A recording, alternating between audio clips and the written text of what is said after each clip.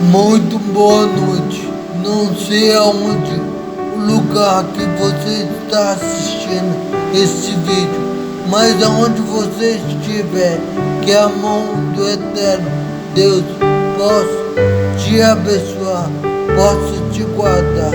Eu quero falar para você que ainda que todos abandonem você, todos esqueçam de você, que você não tenha visita, que você seja sozinho, que você esteja no canto, aí nessa cela, ou nesse carro, nesse volante, ou nessa casa, nessa vida, sozinho. Eu quero falar para você que o Deus que faz milagre, Ele olhou para você com um olhar diferente.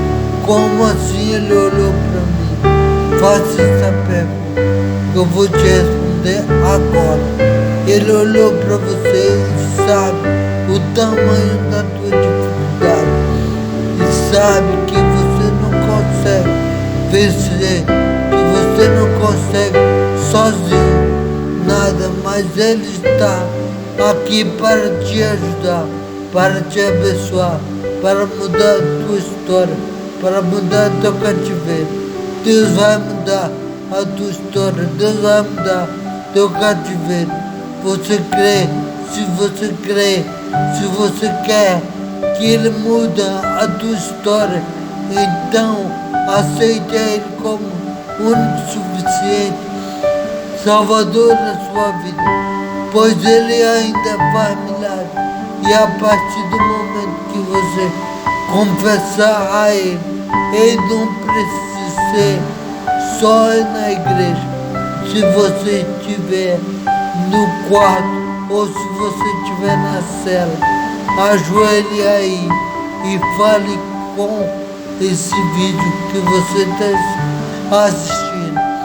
Eu quero ser crente a partir de hoje. Eu quero entregar minha vida a Jesus. E deixe nos comentários aí embaixo.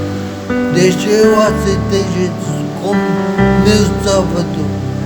Se você quiser aceitar, eu vou fazer uma oração agora para você. Querido Deus, maravilhoso Pai, Deus, escreve o nome dessa pessoa que te aceitou nesse momento como Salvador.